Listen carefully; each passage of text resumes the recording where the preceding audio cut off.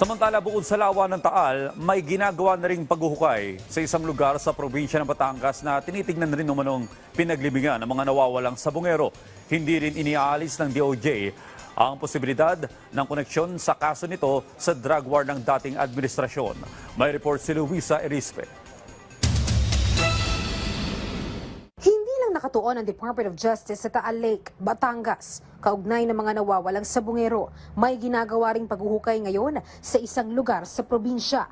Dito umano nilibing ng mga pulis ang 3 bangkay dahil walang kumuha ng mga kaanak.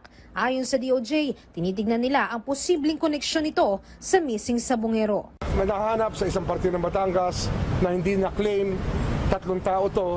Ang usual dyan, pinalilibing ng pulisya pag wala ng claim sa funeraria.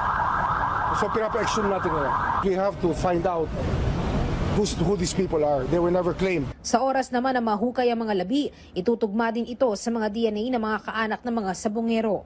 Bumubuo na ng DNA bank ang DOJ para sa pagkuha ng mga samples mula sa mga pamilya. We are setting up the DNA bank that we need to set up because precisely of those people who are missing. Yung mga disappearances ng mga tao, dapat yan, masolve yan. Magkaroon dapat ng linaw kung ano nangyari sa mga tao. Mahalaga talaga, the Police Crime Lab, the PNP Crime Lab, the NBI,